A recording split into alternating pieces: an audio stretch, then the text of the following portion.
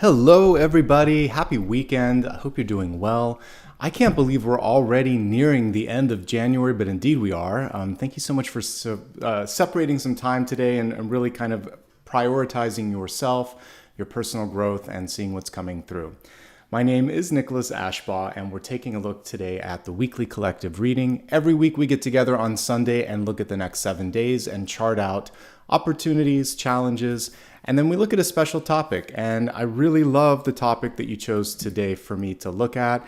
And basically, we're going to see how you can ignite your dreams in this week and year ahead, because whenever I do a special topic, it can always go beyond that 7-day period. So just a reminder that they can always be evergreen if you need to go back and look at them.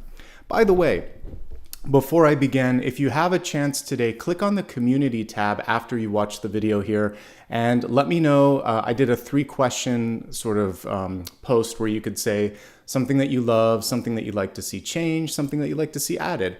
And I got some great suggestions from all of you already, plus some feedback on length and things of that nature. I always like to interact with my audience to see what's working, what you'd like me to change up for the year ahead. Interestingly enough, I got a lot of comments on timestamps. I still do timestamps. I just don't do them the day of the video. Dakota helps me out every weekend and we do it for the previous week. But based on what I saw, we're going to prioritize making sure that this Sunday's gets done first. And if I have to hand do some of the other ones, I will. But give it a week. And if you go back and review it on the replay, it'll be ready. Like all of the ones for the month of January that were done in December, they all have timestamps. But we'll try to make sure that the weekend collective one also gets them. So thank you. I read every single comment and I appreciate it, and it will inform some of the decisions that I make for the year ahead. All right. Before I begin, please do me a favor, hit the like, subscribe, and also if you'd like to follow me across social media, you can do that. I think I already saw some folks gifting memberships and doing super chats and super stickers as I stepped in today, so thank you in advance. At the very end, I'll do my best to just say thank you. That may be something in the long run that I take out if it kind of adds too much time. I'm trying to be cognizant of keeping this as sort of like succinct as possible, as I saw that as a feedback point from some of you, so I appreciate it. All right, I always like to begin with channeled messages, and today I wanted to focus on 2 things that came through primarily in dreams, then we'll get into the 7-day forecast. So today there were a couple of things. First of all, whenever I prep for this and I have a day off in between like I did on Saturday when I'm not doing a live reading, what I was picking up on was, and Saturday it was more about like breaking through mirrors and reflections and projections. And then last night it was kind of more about taking a deep dive. So let me pull up the presentation and we'll talk about those 2 things and then we'll get into the forecast for today. So the way that channeled messages work it's the same as me pulling cards. Basically, totems come through and they represent symbols. And I'm going to try to keep these slides fewer and more concise as well. But I do think it has always a nice correlation to what comes through for the forecast, at least for the 7 days here. So for mirrors, it's really about reflection and projection. What I saw in the dream realm was almost like this completely mirrored dimension where everything from the table to the walls to the things hanging around you, which would traditionally be mirrors, everything was reflective, and it's kind of disorienting when that happens. So what I saw was a figure kind of breaking through the reflections to see what was really there. And the interesting thing when you kind of think about what the world around us represents, it is a reflective energy. So people around us, they're reflecting the work that we've done or the lessons that we still need to learn. And they're going to either collaborate, cooperate, or they're going to teach us something and maybe sort of create a little bit of friction. So when you don't like what you're seeing around you, and this is the hardest lesson sometimes to learn and to work on, then it's about changing yourself. So if you don't like this person and if you don't like this job, there's inner work that can be done to help restructure your exterior sort of surroundings. And I had a really cool spiritual teacher tell me this once when I was going through a situation with just someone who wasn't the greatest in my life, and it was in a work situation. And this teacher just said, I know you don't want to hear this, but part of you needed to meet this person, needed to experience this, and in fact even called them in. So see them as what they are, a reflection of work that needs to be done and a lesson that can be completed and released. The sooner you release the lesson, the sooner the person gets out of your life and you can focus on, quote unquote, better or higher relationships. And I thought, okay, I'll do the work. I didn't want to hear it. I needed to hear it. So today, Spirit's holding up a mirror for all of us to say, what is it that you don't like in your life? What are you doing to either enable or call that in? What can you do, just like I saw, to basically shatter that sort of like existence so that you can focus on something new, okay? Believing is seeing. So if you can believe that something's possible, if you can see the good in something, you can usually create something good out of that. So know that as well, okay? Next piece, removing the lens of distortion. A mirror is a very interesting everyday object that's almost magical in its qualities, because what it's basically doing is reflecting light particles.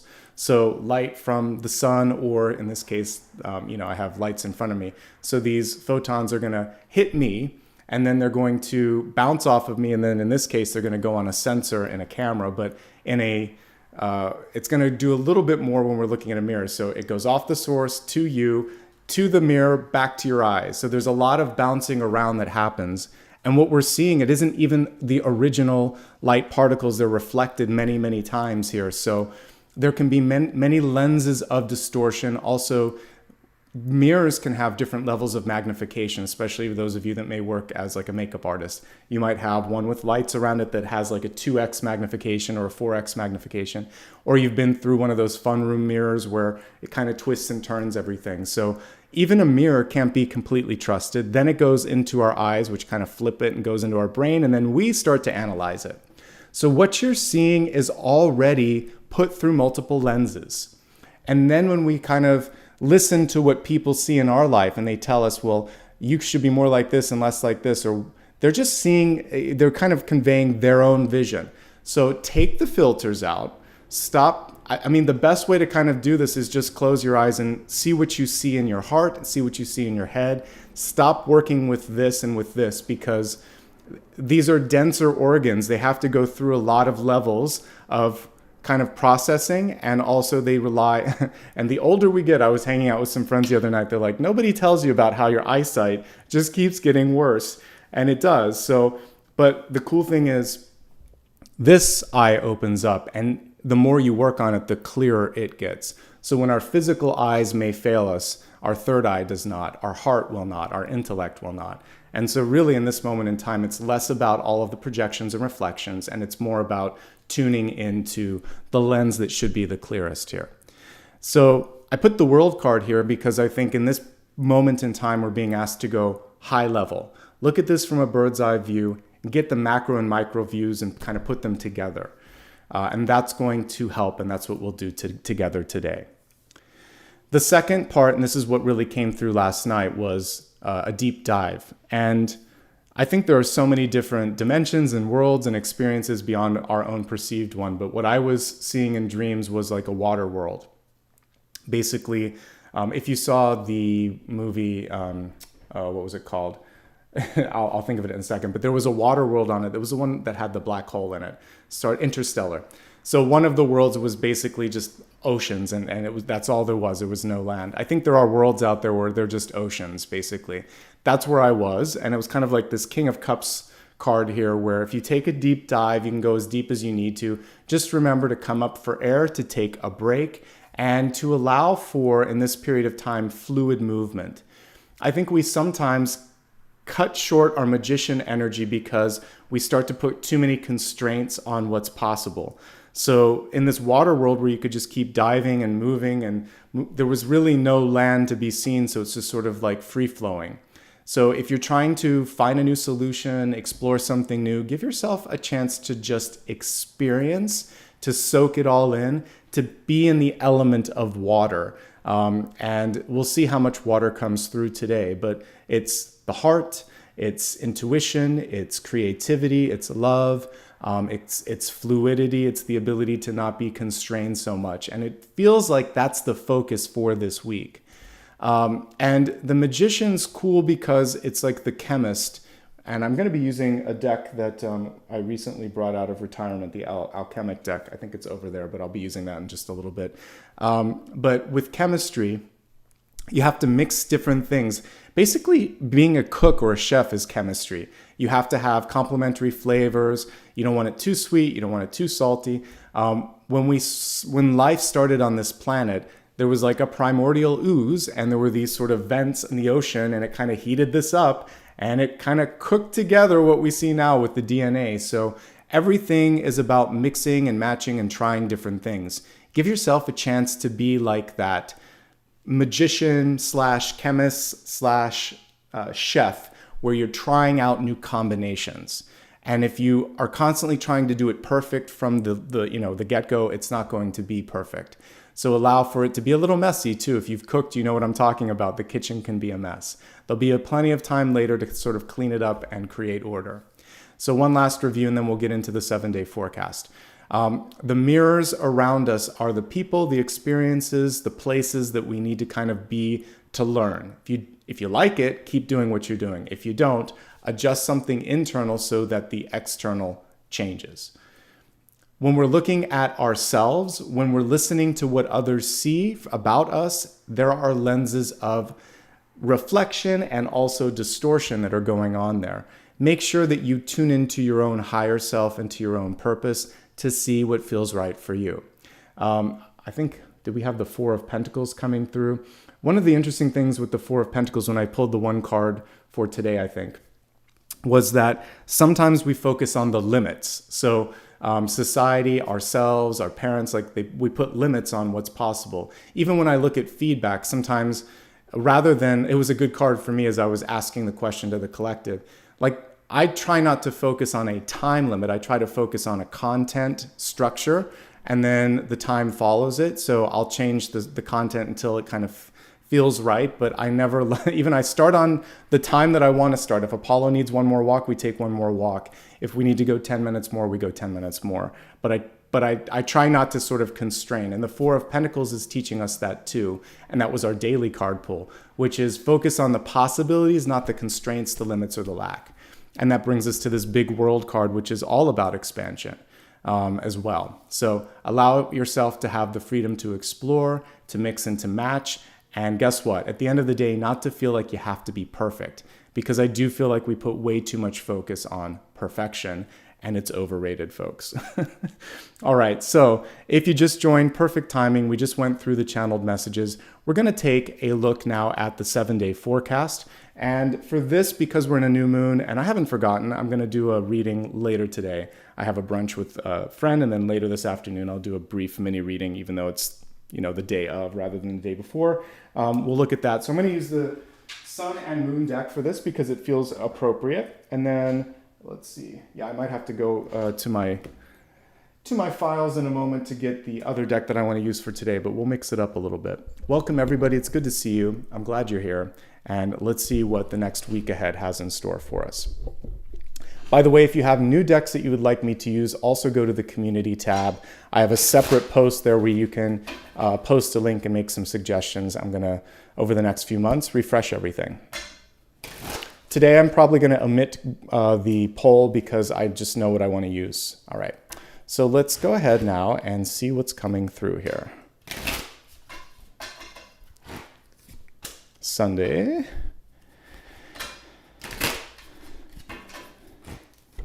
Monday's got 2, so we'll acknowledge that. Tuesday. Wednesday. Thursday. And Friday.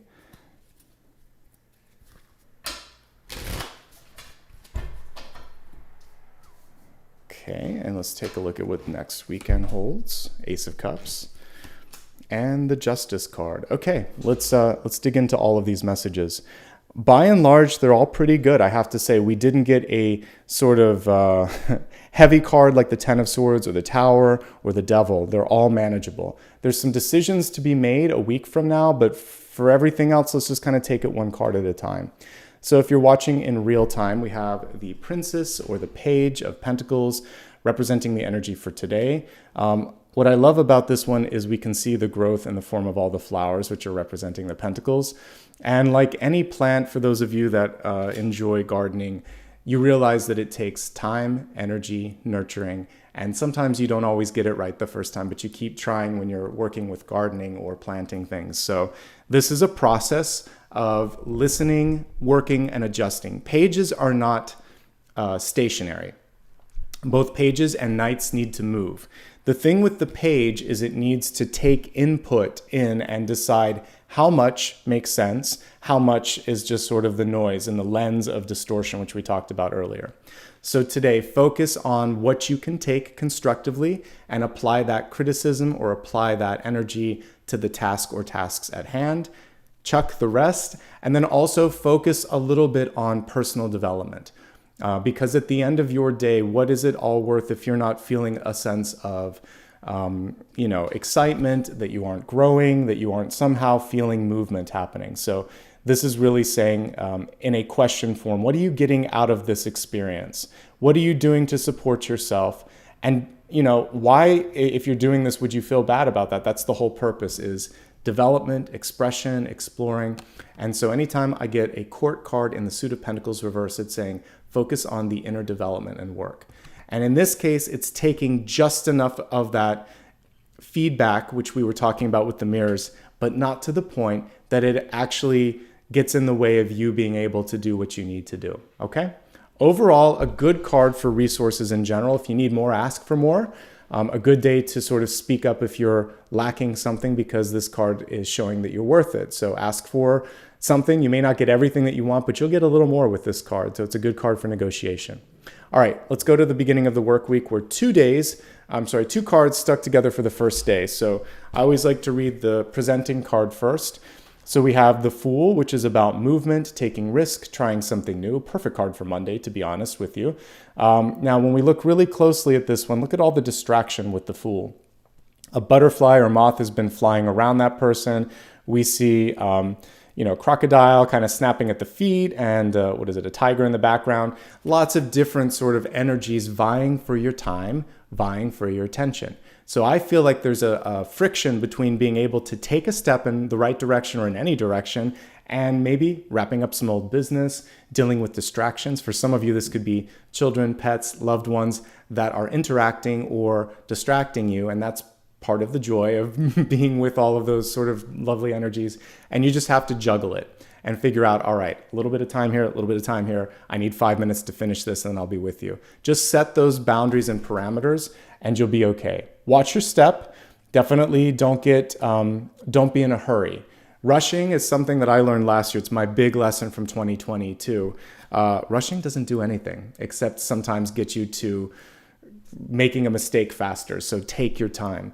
Underneath this, we see the Wheel of Fortune. The wheels are turning in the right direction.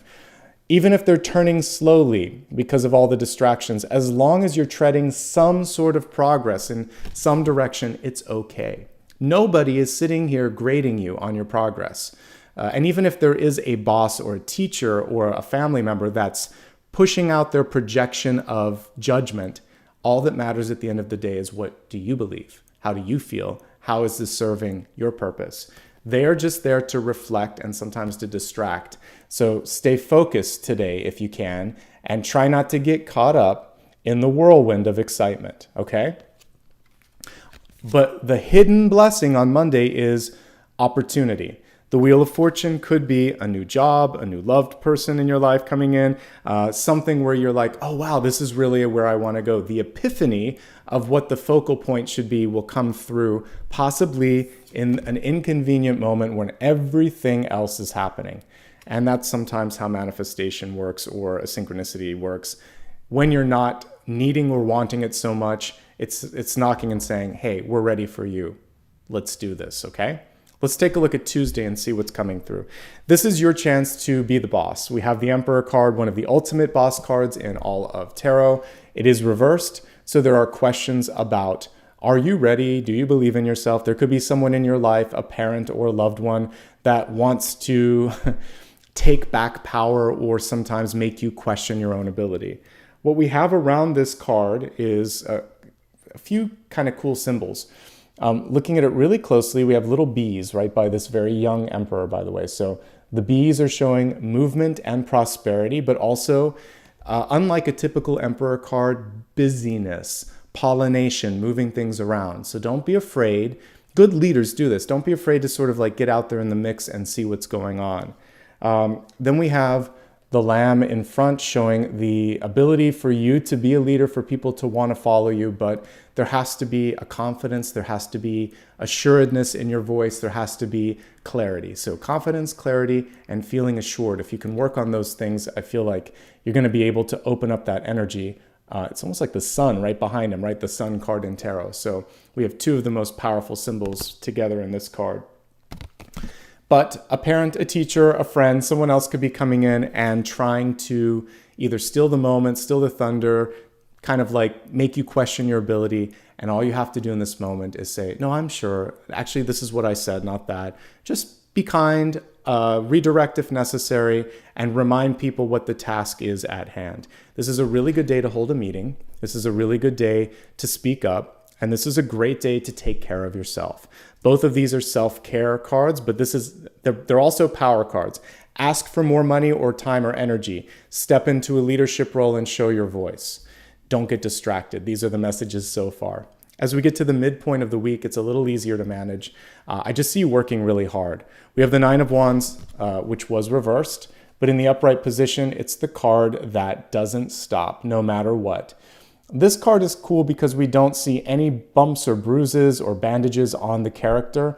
Normally, they would have one on the forehead. Sometimes you see one on the hand, but usually the forehead. So what I want to say with this is don't let stress get in the way of focusing or concentrating. If you do have any headaches because you're not eating enough, drinking too much caffeine, it's something else and you're prone to migraines, etc., take care of yourself. Stress management, I think, would be the most important thing that you can do to support forward momentum on Wednesday. But at the end of the day, I'll always take the Nine of Wands. It's the card of, survival, being pushy when you need to be pushy, not letting other people push you because the card is reversed, fighting back as need be, and then taking care of yourself. We'll look at the traditional card here for just a moment, just to kind of give it a little bit of comparison and contrasting, because I like to do that. But in the traditional card, you will see that sense of just needing to take care of your mind, your thoughts, and your health. And I think that's not to be underestimated here as we're looking at everything. So here we go. Here's your traditional card. Let's take them both up to the camera so you can see them. All right, so the traditional one, you can definitely see the person is a little worse for the wear here. When you look at their face, they're kind of looking and thinking, when is this going to be over? Whereas this one is saying, bring it on. I am so ready for this. I have been working hard and I am seeing the finish line within reach. So you're not going to stop me now. Okay. So I like that energy versus the traditional one, which is just, it kind of reminds me of the Seven of Pentacles where the person is like, seriously, this again? But they're not going to give up. They're standing in front. But the difference in posture between these two is really interesting. Pay attention to your body language. This one is a little bit unsure. This one is saying, I've got this. Okay? So even if you don't completely have it just yet, step forward and think, I'll figure it out. I'll make this work. I'll make this happen. All right? As we move to the energy of Thursday here, this might be a day where you decide to pull back from the group a little bit and focus on yourself. So the Hermit card is one to be celebrated. It's one of the strongest cards in the major arcana. It is an elevated version of, you can see it as an elevated version of a combination of the Fool and the Magician. Many decks you'll see it as a wizard. We kind of have that energy here too. There's someone that has a mystic quality, but they're also older and wiser than the original Fool. And here we see that they're not focusing so much on the hourglass. They're focusing more on, what have I learned? What can I do? How can I work my magic? When am I going to come out and really shine? Because the Hermit's always holding the lantern. Here, the lantern is actually replaced by an old-fashioned hourglass. But I would say the important thing here is that you could shine a light on how putting focus on a deadline, for instance, or an arbitrary line in the sand isn't necessary. Focus on doing the right thing and having that sense of your preparedness and readiness. Like when you are ready to say, I love you to someone, or I quit, or this is how I feel, and you can do it with this sort of complete calm, ease, and confidence, it's going to be perfect. So do the work that you need to on Thursday to get comfortable and get confident so that the next phase of the journey can take off.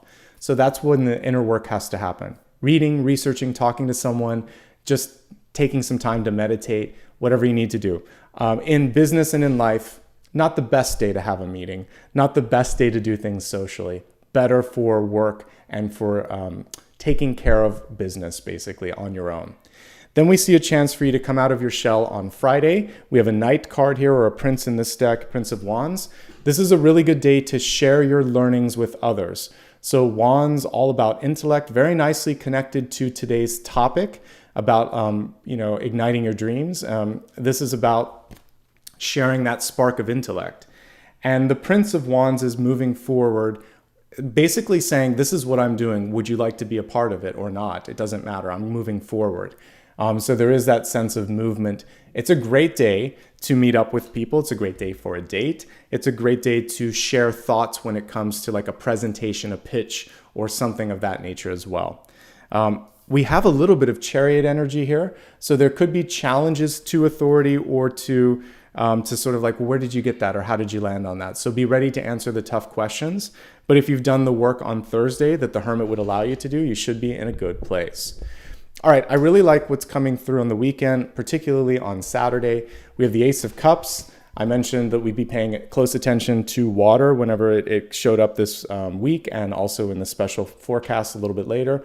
Ace of Cups upright is basically saying, I am ready to receive all that the universe wants to give me. Love and abundance in the highest forms, opportunities that serve my highest good. It's basically a big old satellite dish that's ready to receive. When it's in the reverse state, it's saying, I need to process. I need to release. I need to figure out where I stand before I allow one more thing into my energetic sphere. So for many of you, this is a day where the sooner you know, I want this or I don't want this, which is really what Sunday is all about, finding balance and stating your intention. The sooner you know that, the sooner you can bring it in.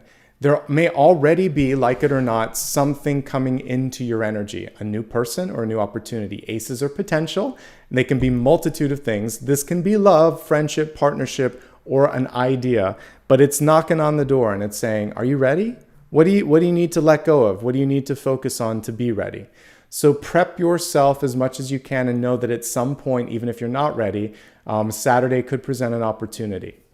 And it could also just be the light bulb moment, since that was my graphic today, of saying, aha, this is what I want. And the minute you turn on that light bulb, just like a moth will come through, opportunities will start knocking. We just have to have the epiphany, or that internal switch that flips to know that this is the moment.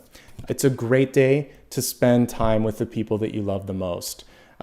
In fact, hanging out with friends or really close acquaintances, rather than family, perhaps just people that you can be yourself with and maybe even talk to, emote to, let some of that energy kind of work its way out is good, because it feels like you need someone to listen to you, and this would be a great day to have that interaction. Give and take, of course, but it feels like it's a day if you need to lean on or to let go a little bit, then bring that into your life, and possibly even with like a therapist or a counselor, etc.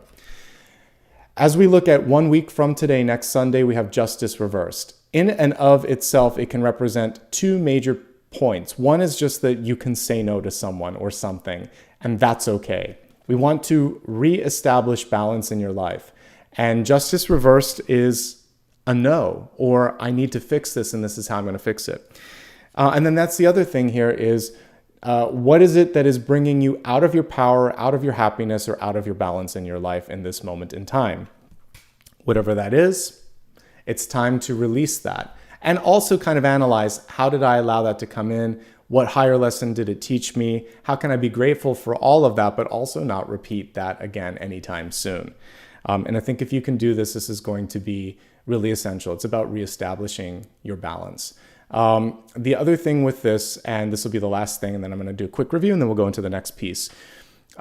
This is a card that is asking you, do you believe in your own power and worth? Because imagining that this could be connecting to love or career. Like if you're in an interview and you step into the interview with a pre-existing fear or anxiety, and you think to yourself, I'm underqualified, I'm an imposter, this isn't going to work, then they pick up on that, the imposter syndrome, right? And they're going to need another interview, or when it comes to salary negotiation, they may not see as much worth. When you step into it thinking, I really want this, but I don't need, I can find something else if this isn't it, but I'm really ready for this opportunity. They're going to either like me or they're not. That's actually a very powerful place to be, because you know what you want, but you're releasing the need to be liked. It's like, this is who I am, this is what I represent, and yes, I want the job. This is really just to see if the two of us get along, because I already know that this is what I want. If you don't have to say it that way, but you can think that, then you're going to step in very sort of easy to connect to. The circuitry, there's not going to be any blocks.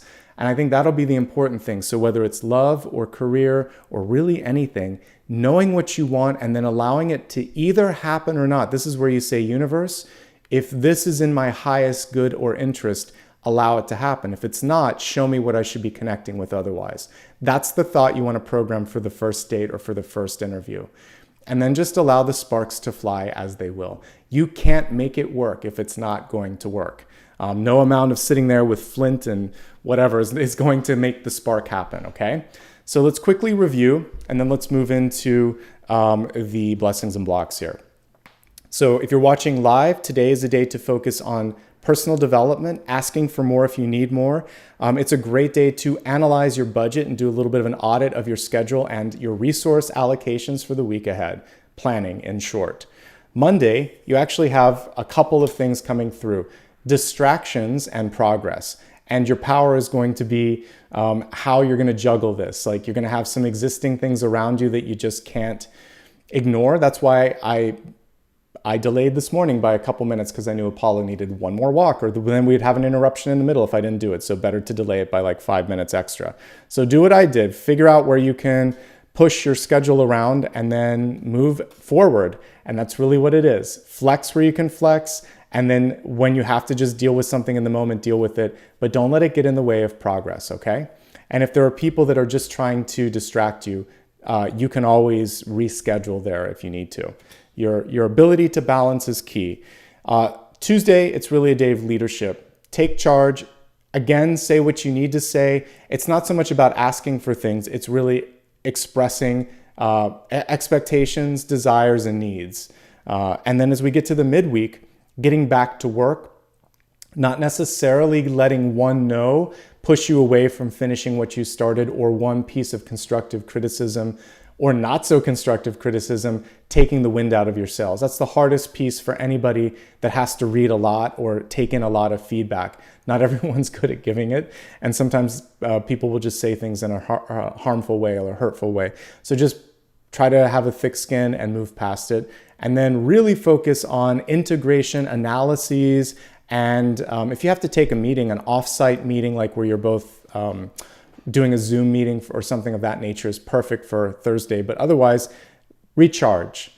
Friday, this is a day to take charge and get back into that interaction and back and forth, and especially a good day to express ideas and to push your own ideas and agendas forward. And then as we're looking at next weekend, self-care. But guess what? The universe is probably coming in with a new opportunity, a new relationship, or some idea that wants to find its way into your life, but the balance act and the balancing act has to happen first. And so as we look at next Sunday, there's really decision time. So between now and then, excuse me, the universe really wants to know where you stand and what you're trying to do. All right, let's move on to the next piece. We're going to look at blessings and blocks. I'm just going to rearrange the cards so I have some more room while we do that. And let's see, I'm going to use a different deck for this. Okay. think I'll use the Thelema one. Okay. Let's take a quick look at what's going to help this week and what could potentially create some challenges.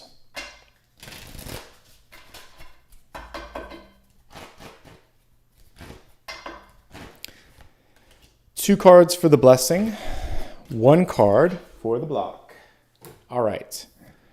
Okay, so for the blessing, we had both the King of Pentacles and the Six of Cups. We're going to read the top card as the presenting energy first. Six of Cups is fantastic. This is a perfect week for you to spend energy reconnecting with old friends. So if you get an invitation to meet up with some people that you haven't seen in a while, and you're typically someone that says no, don't necessarily say no to this. There could be some great interactions there. Some of you might want to do some healing with sibling or a parent, because this can be very close relationships like that. And, I mentioned as we looked at next Saturday that a key relationship could be coming in. For those of you that are single and you're looking, or you're looking for a job opportunity or something like that, you're looking for a connection. First of all, we see that connection coming through on Saturday. And I also see this really cool spark between the two of you. So if it's platonic, this could just be the makings of or the trappings of a good friendship for what might be coming through in the future. If you're looking for love, though, there could be some deeper sparks here. At the very least, some past life energy presenting itself in the realm of you were friends before or had a really close connection. Beneath this, we have basically a lot of work to be done. The magic could be in having fun while you're doing the important tasks at hand. So you could realize in this period of time that, wow, I could get so much more done if I'm just having a good time, if I'm working with people that vibe in the same energetic frequency as I do. Maybe if I change the environment so it feels like we're not in a stuffy office or stuffy classroom or something like that. Some of my favorite memories, even as a student, I had this really cool language arts teacher, English teacher, that took us to a play. And this was when I was maybe in the 7th grade. So not many 7th grade teachers would expose you to that kind of experience. And because I lived in a city where Edgar Allan Poe lived and worked, so we got to see sort of like some of his, we visited the Poe house, and then we watched like a retelling of some of his short stories. I also got to see, this was later actually, even in high school, 1984, a play of that as well. I loved that. And I was not in a big city. I was actually in the suburbs. And so it was really cool that teachers were exposing us to different ways of storytelling. It took us out of the classroom. Then I wanted to read the books again or the stories again because I had this visceral real life connection and the words came off the page, right? So it's cool, like if you're learning or working, to take it and make it real, not just theoretical or not just data driven, so that you can actually sort of like understand how this is important or why you should pay attention.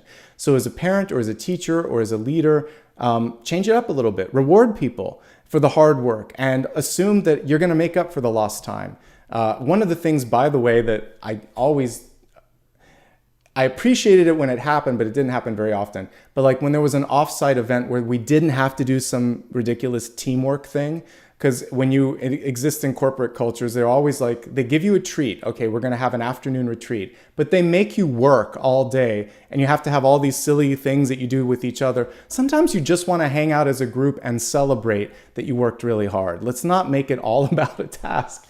So just allow for some breaks, some fun, some relaxation, and then trust that people will work harder because of that. Okay? And that's what it is, a mix of fun and context, and then getting back to work. So I'm happy that I'm not in corporate environments anymore, but if I was a leader, I wouldn't force people to do work on a retreat. Not one of the days anyway. One day should just be having fun and socializing and saying, you did a great job. You don't have to do anything today except celebrate the hard work. Thank you, I'm giving back to you. Sometimes we just need that. And that's why, like, sometimes in a relationship, you just need a date night. If your kids worked really hard, gets great grades, take them out to dinner and just say, like, let's have a great night. Good job. And take the night off. Let's just not worry about homework and grades and all of this stuff all the time, because life is too finite. Never say it's too short, but it is finite. And in my dreams, I connected with an ancestor last night, a relative, not an ancestor, my dad.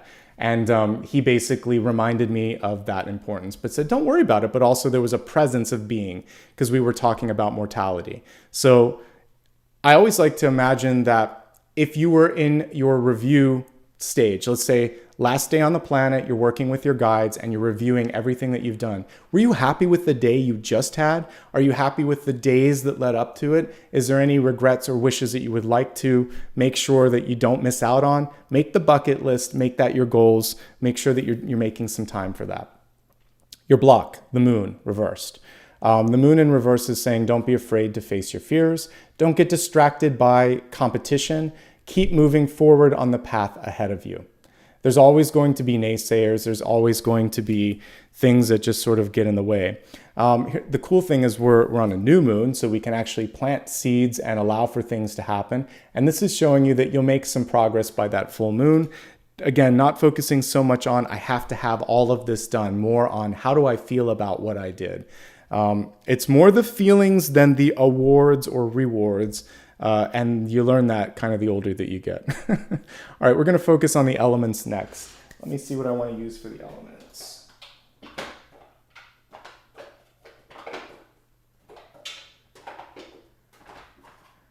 Okay, maybe this. Okay. So we're going to take a look now at fire, earth, air, and water. Let's see what's in store. Actually, I want something with more information than this one. We're going to do fountain. Okay. Let's take a look and see what's coming through. Yeah, this was the Thelema deck. This was Sun and Moon. And I'll be adding some new ones to the collection soon.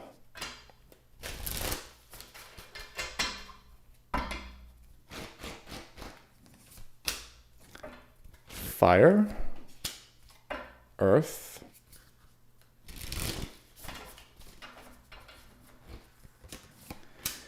air, and water. Okay, let's see what's coming through, folks. We'll begin with my fire signs. Aries, Leo, and Sagittarius, you're going to have a stellar week ahead. We have the Six of Wands coming through for fire. This is success. This reminds me of that Olympic sport where we kind of jump over that bar there, I don't know, javelin or whatever it is. That's one where you throw it. But this is one where you kind of have to balance yourself. So what I would say in this moment is coordination, focus, and also being able to really realize that you've worked hard for this moment. So the coordination piece, I think, is the key thing here. Whenever the Six of Wands comes through, there's a reminder that it isn't for what I just said a moment ago, it isn't for the express purpose or benefit of getting a medal or getting an award or getting recognition. It's feeling like I successfully accomplished what I set out to do. I feel good about what I'm, the impact that I'm having or the way that I'm expressing myself or whatever. It's more that you feel a sense of inner success and completion on a soul goal or a soul dream or desire here. And what we also see is you can kind of see them navigating through all of those bands of energy. Many of you may have different spotlights, different expectations, different things that are being sort of pushed into your space, and you have to maintain your light and your integrity throughout that. And oftentimes when success hits, that's when integrity falls away, right? So keep it real, keep your own authentic self, and a little bit of coordination is going to go a long way. But ultimately, this is a great card for success in business, success in love, success in general, okay? Don't focus on what people are saying, focus on what you're doing and doing it for the right reason, okay? So that's beautiful. All right, so Aries, Leo, and Sagittarius, you've got a good week ahead of you. Moving on to Earth, Taurus, Virgo, and Capricorn. It's really about saying and doing what you set out to do in the first place and saying what needs to be said. So we'll zoom in a little bit on this card. We have the Ace of Swords in reverse. An Ace of Swords upright is really just taking action and a great idea that's coming forth. But when the card is reversed, it's sometimes saying, let me clarify. This is what I mean. Or I said I was going to do it. Now is the time. I need to take some rapid action. And it's not about overextending yourself. It's doing exactly what you set out to do and not kind of going overboard. So succinct, direct, and action, basically. So yeah, if it's the director, this is when you hear action. And basically this week, there's going to be a lot of those moments where you have to call action and then set things into motion. And when they're not right, just like a director would say cut, you're going to say cut, and you're going to revise the scene and reshoot it if you need to. And so that's what your week is going to be like. It's kind of like you're in the director's seat with the sort of clapboard, and you're saying, you know, start, stop, or do this, or that's not what I said. And exactly like a director wouldn't want to agitate people, it would be constructive and direct. That's what you want to do. It's also a great time to write things down, to edit things, revise, erase, redo, all of that. Very good energy for that this week. So I think it's going to be a very productive week for all of my earth signs, Taurus, Virgo, and Capricorn. And I think you're going to be able to navigate this well because you can use factual based information when you're giving that feedback. And you can stay very grounded and loving in your approach on this, which is something that earth signs can do. It's like making it about something that's not personal. It's about the bigger whole. Okay? So good energy for earth. Let's take a look at my air signs. This is a really cool energy here. So I'm using the fountain deck, and this is like the 22nd card in that. It's the infinity, basically, card here with fountain. So for those of you that watched 2001 A Space Odyssey, this also reminds me of the Stargate, the monolith. And when we look at 2010, there's a line from that book that should have come through in the first movie where he says, my God, it's full of stars. It's this expansive moment where the universe starts to open up. So if you allow yourself to just kind of dream a little bit, explore a little bit. We were talking about the magician earlier when I was back in my channel Messages, and I said like the primordial ooze. You have to mix and match things a little bit, and then all of a sudden there's this expansive moment. I think you're going to have an aha moment this week, or you could just be on the precipice of a really big breakthrough. So this is like one card past the world. It's even bigger than that, like the universe. So don't allow yourself to be limited by what has been done or what someone tells you the ceiling might be. This is about breaking the glass ceiling, breaking through expectations, trying something a little bit out there. And air, I feel like you're most capable of doing this because you're used to seeing things from, 10,000 miles above. You're used to kind of looking way out there or putting yourself in someone else's shoes. So in this moment, even though I was using water as an example in the channel Messages, air can also flow pretty freely. Sometimes it's earth that has the hardest time moving, but you can move around and explore a little bit, and you might even surprise yourself on where you land. If you have a really big idea, then you can work with someone, remembering the partnership energy that I saw with the Six of Cups and the King of Pentacles for the blessing.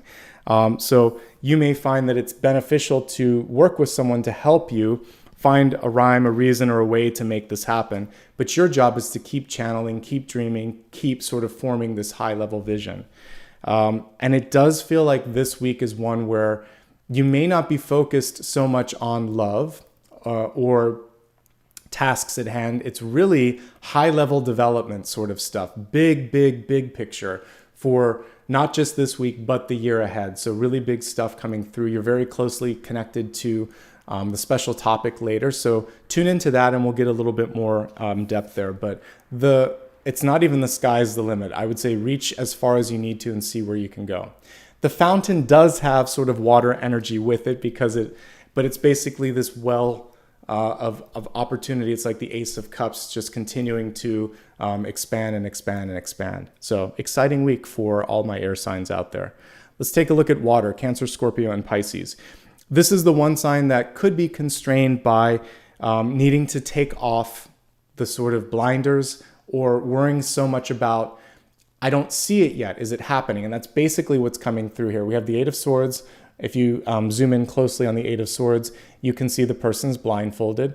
But I feel like in this case, they're not necessarily trapping themselves. They're being sort of pushed to go back into a version of themselves that they've outgrown. So we see this sometimes with musicians, right? They constantly want to try new things, and sometimes people are like, I just want what I heard last album. Why can't you do another album like that? It's not necessarily authentic for them. And for them to continue growing, they have to try different sounds and different atmospheres, and eventually they might land on one that's like, you know, just as popular, but sometimes great musicians, they're just going to go where they need to go. And great artists do that. So there's this moment right now where it feels like you could walk down a path of guaranteed success, but it wouldn't be success that would be fulfilling for you. So this is about not watching or paying attention to what people expect of you and just doing what you know is right.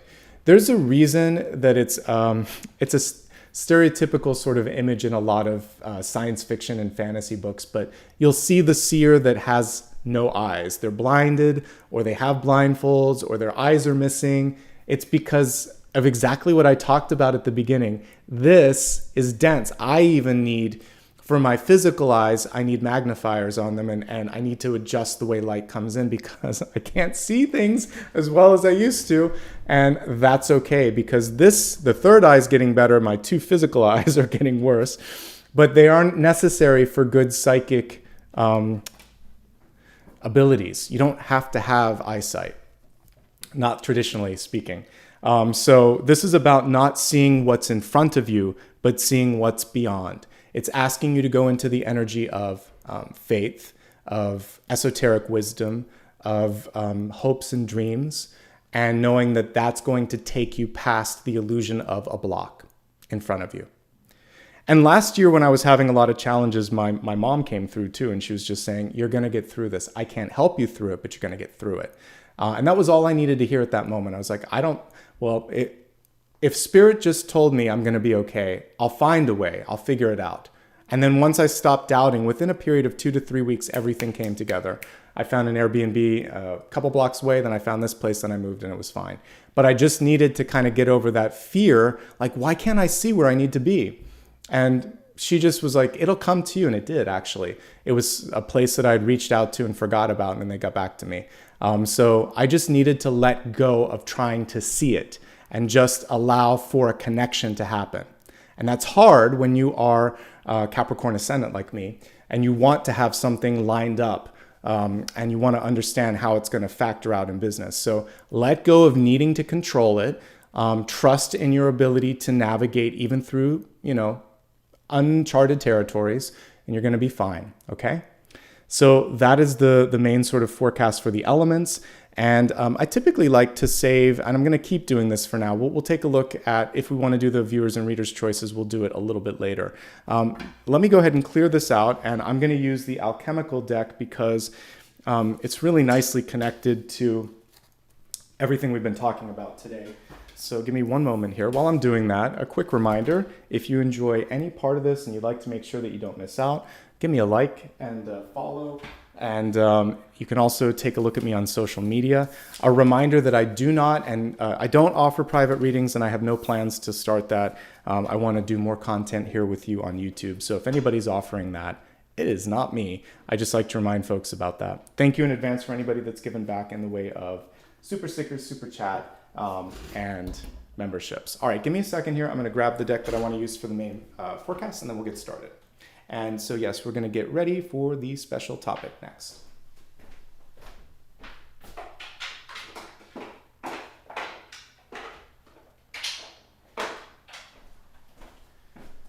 All right. Thank you. I was working on it, but I didn't have it ready yet. I'm going to... And Apollo's not even there, but I was thinking of putting a little extra camera in the background so that when I have to grab something or something, you can look at Apollo. We'll see if I can get that set up. It is not an essential piece, but it would be a fun thing. All right, so let's begin, folks. We're going to take a look at the special topic today, which is, let me read it exactly as I wrote it. It's basically igniting your dream for the year ahead, right? So we're going to look for catalyst moments where things can really take off and move in the right direction, okay? And also like really paying attention to brainstorming, ideation, anything that's going to allow you to develop and move in the right direction, okay?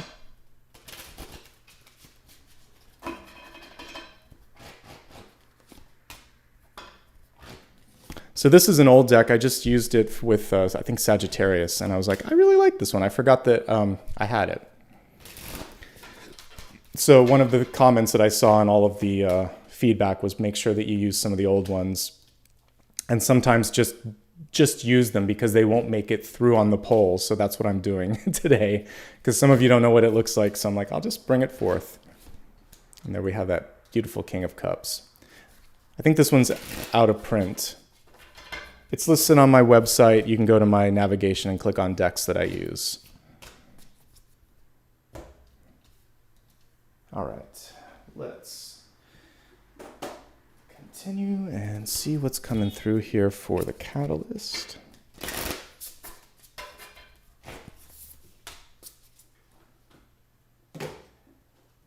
Yeah, oddly enough, I was going through, there are different sort of streaming networks out there, and I saw gamers tend to do that sometimes, like on Twitch, they have like a pet cam, and I was like, you know, that actually is not a bad idea for moments here when we need a little distraction. So.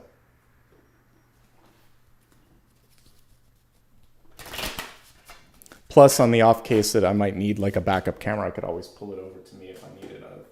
Sometimes one of them can go off or something, so we'll see.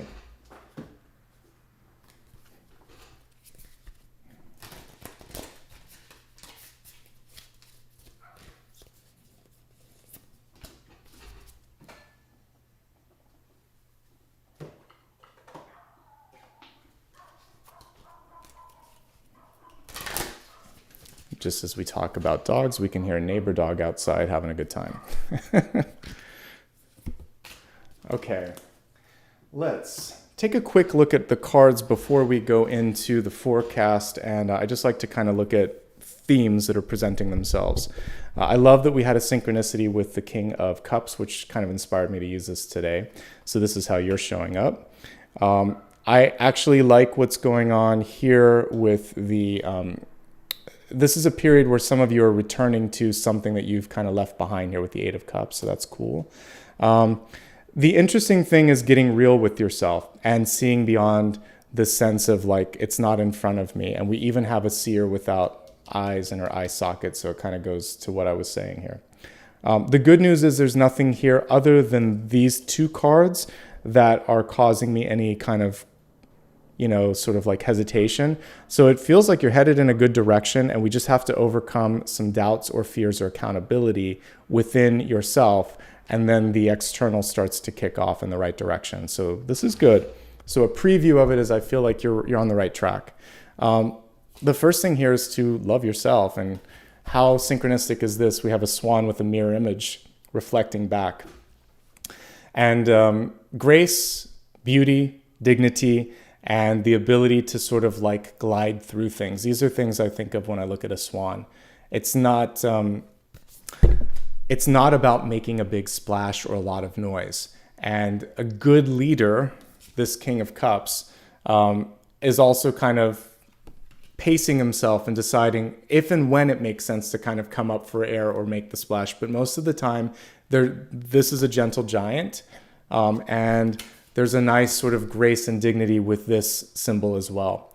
So it feels like your opportunity right now is to not worry again so much about like a peacock moment where you have to show off or get the validation. Just stay strong and stable and graceful. And then you're going to call in the right kind of like reflective energy here.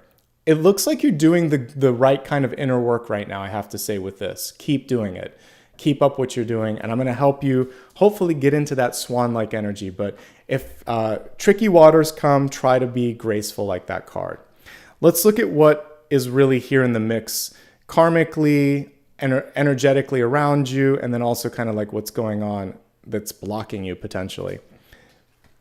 So we have the King of Swords smack dab at the center. The big opportunity in igniting or bringing forth this dream, this vision, is articulation. Some of you may be really hard on yourself, on your ability to articulate, or if you've been waiting so long for something to come through, when you finally say it. I had this happen the other day, but it was after I did a reading. I meant to say to someone, have a good day, and I said, have a good year. It still worked because I was so used to saying Happy New Year, but it's sort of like you walk away thinking, what just came out of my mouth? So this is one thing that I have to work on when I come out of this channeled state. I really need to just sit down with the dog, have something to eat, and get back into my earthly body so that my brain and mouth function normally again. So if you're going to have an important conversation with someone, get all your information in front of you. Make sure that you've done the practice conversation. And part of the reason that I like to start it off with some notes, the channeled messages, is it reminds me of like, oh yeah, this is sort of the flavor of this reading. This is where we're headed. And so do a little bit of planning, do a little bit of practice. And then if you've just gone through something intense, like I do when I do these readings, give yourself the time to readjust your inner channel. Because I can't have like a normal conversation for about 10 or 15 minutes after I do this. I won't make sense. I make perfect sense here, but I need to change the channel back into human Nicholas. And then I'm okay. So, because this is a channeled state that we're in right now. And it actually takes a lot of energy to do what I'm doing in this moment. So I have to flip the switch, both to get into it and to get out of it. So give yourself the time to flip the switch and bring in the right kind of language and action, okay? And then with the Seven of Swords, this is the block here. And this is something, I have a friend and they're watching this too, but holding yourself accountable to something that you say. Be careful what you say. So this is a declaration, especially when it's reversed. I need this to make this happen, or I want this to have this happen. And then this is sort of the sly fox in the background saying, so how are we tracking on that? You said you were going to do it. Are you doing it? And so oftentimes we are our own Seven of Swords, where we don't do the goals that we set out to do. We don't kind of hold up to our own expectations. So a few things that you can do to avoid this would be, one, set realistic goals and expectations for yourself. One stretch goal is good, but don't sort of be unrealistic. And this is the biggest pitfall that we all fall into during January. We say things like, I'm going to pay off all my bills. I'm going to be better about health and wellness. I'm going to be the best father, mother. What about? It's like too many things. Let's pick one thing that you're going to really hit out of the park for the whole year. And then say, I'm also going to work on this and this. And there's a stretch goal somewhere in one of those. But get one that you can do. Get one that you might need to work a little bit on, and one that's a stretch goal. And then if you only hit one or two of them, you're okay. And that third one, it's like pie in the sky. But don't do everything that's difficult all at once, because it becomes frustrating. And then you feel like, God, I can't even set out to do what I want to do. How am I going to be able to make other people happy, right? So be supportive of yourself, be forgiving of yourself, set the goals up in a way that makes sense. And if you say you're going to do something, follow through. And so this even means if you say you're going to meet somebody, meet them. Make sure that you adjust your schedule and that you're not canceling. And if you keep canceling on them, look at who's asking you to cancel. Just say, no, I've said no to this person 3 or 4 times. I have to keep this appointment. How about we reschedule this because this came out of nowhere? Obviously, if it's your boss, it's hard. But if it's someone else in your life and they're asking you to make a change, and you have to just sort of look at your accountability, because it all adds up on the big sort of accounting sheet.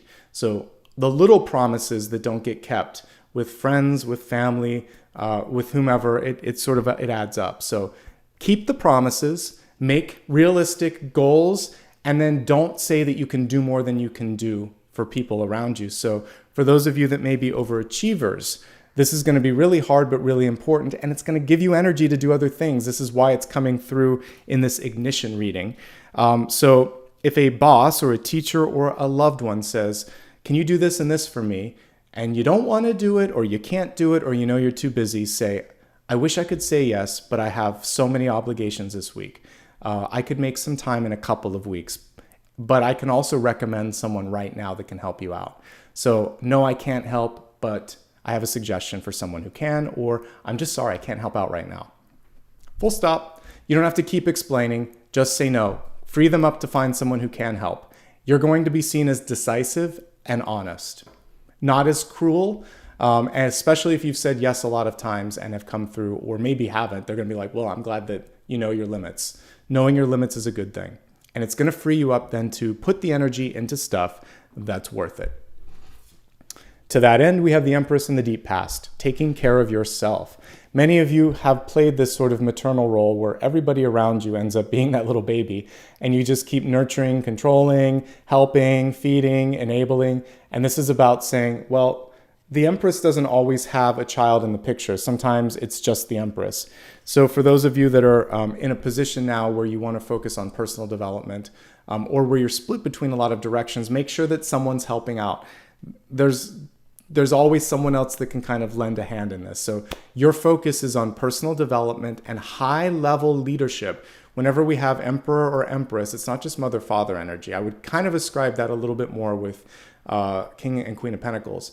I would say in this position, it's really about nurturing leaders and empowering people around you so that they are okay and that they can deal with things so that they're not always coming to you. A leader of leaders is a true leader. When you just have a bunch of people that say yes or depend solely on you, it's not as empowered. So delegate, trust, and focus on the big picture. This will also free up additional time. So if we were to quickly review, saying what needs to be said and doing what needs to be done, being honest with yourself and others when it comes to what can be done, and then focusing on the big picture. That's really what we're seeing with those, okay? Now, looking at the Seven of Pentacles, which I believe, it feels like I've just done a card on that this week. With the Seven of Pentacles, the main thing here that we see is it's building up. Okay, this is a really cool illustration of the Seven of Pentacles. Normally, we just see the person that's looking at the plants and saying, why aren't you growing grapes faster? I see my friend in the Nine of Pentacles and she's got tons of grapes and she has a bird on her shoulder. Why don't I have all these things? Because recovery and rebounding takes time. Because her beautiful vineyard didn't grow overnight. She worked hard to create that. And so the most important thing for you is patience, diligence, and not overextending. This is the cousin to the Seven of Pentacles. The reason, usually the 5 and 7 of Pentacles appear, but the 5 and 7 of Swords, but the 7 of Swords and the 7 of Pentacles can appear as well because they both haven't quite learned their limits. This one says they can do it. This one just tries it and sometimes overextends too much. So being cautious, logical, and having restraint will help you, because where you need to flex and reach, you'll have extra time, energy, and money in the bank because of all the things we just talked about, because you're not everyone's boss, because you haven't said yes to everyone, because you're not overspending your time and energy, and because in real time, you're speaking up and saying yes, no, the director thing that we talked about. You know, it's saying, okay, let's do this, let's not do that, action, cut. So you're adjusting in real time rather than letting things wait all the way to the final edit and then realizing you have to reshoot half of the film. It's much better to do it in real time. You can't fix everything in post, by the way, speaking from someone in production. It's going to cost you a lot and it's not going to look as good. So fix it in real time, not in post. It's cheaper and it's better and it's going to make a better product. I'm speaking in film metaphors, but you know what I'm talking about.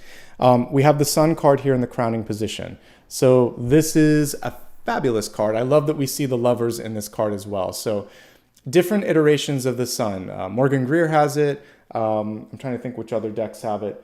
But there's 2 or 3 different decks that will have Lovers featured in the Sun.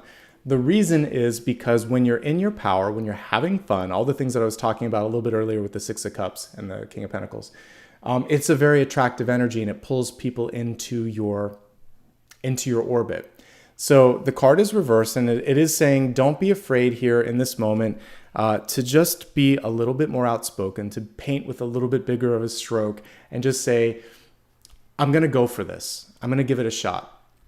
Like I would love to go back to high school or to any part of my early sort of even career in business.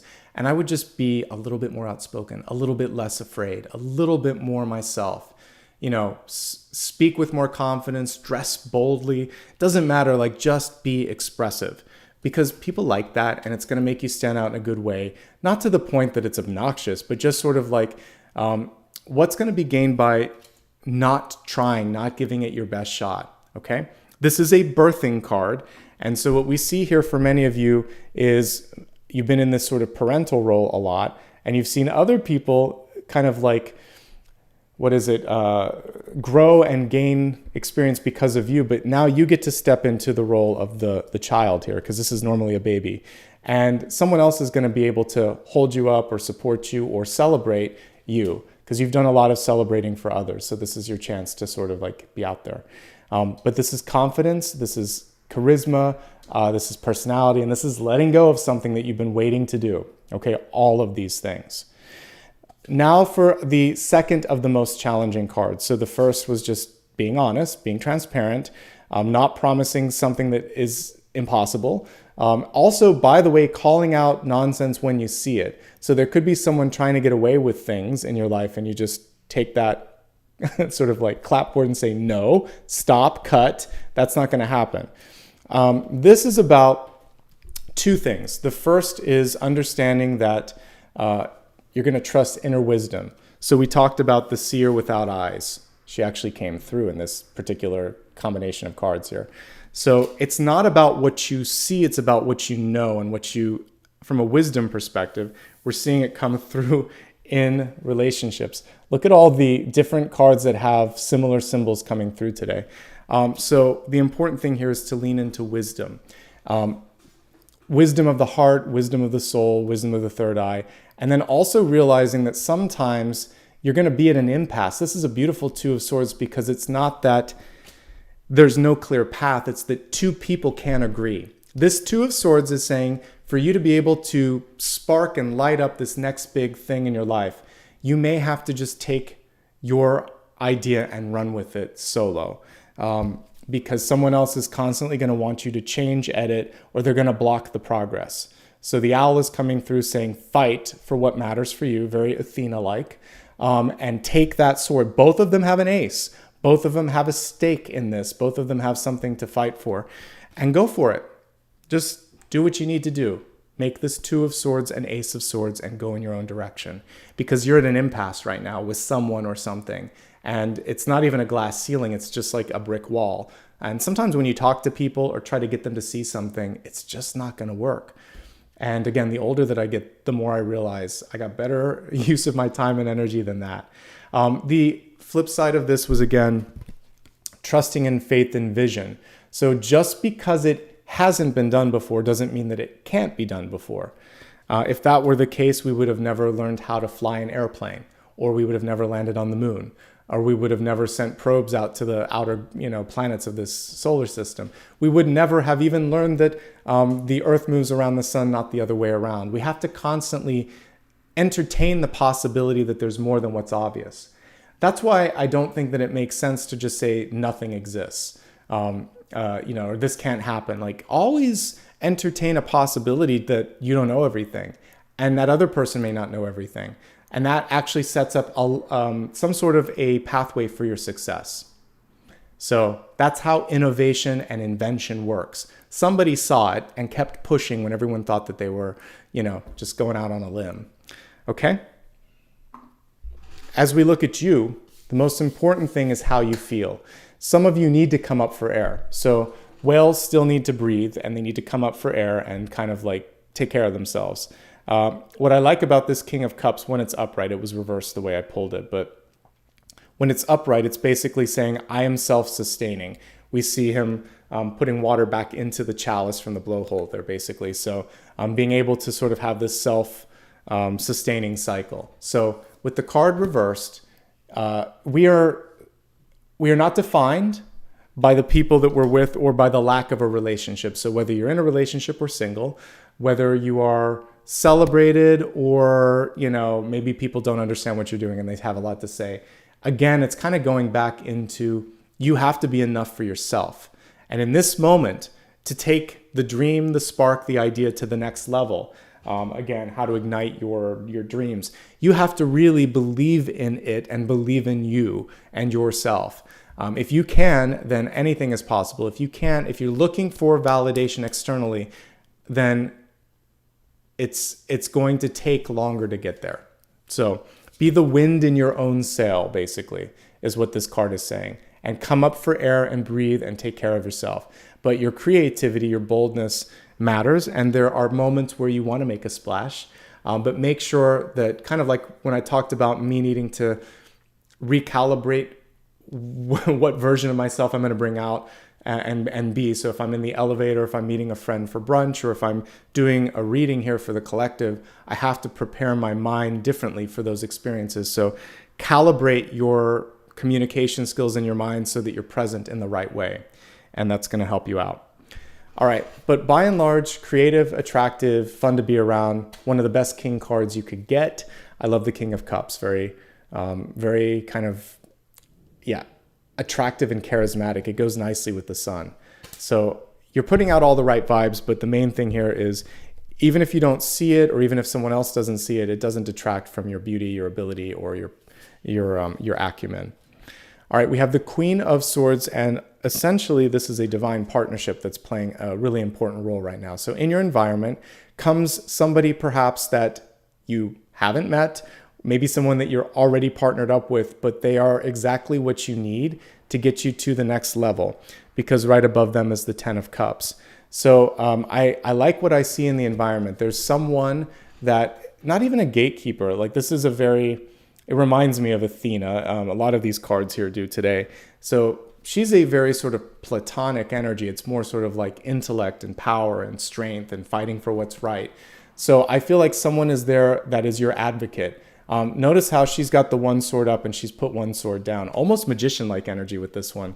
But she's saying, let's focus. She's helping you find the focus that you need and take some of the noise out. Okay? And if she can do it, you can do it. And maybe that will help you find your sort of grounding. The Queen of Swords, if we take all of this other stuff out, ignore the fact that the king is in here. She represents action, being able to take action, being able to lead, finding your voice, and she's upright, not reversed.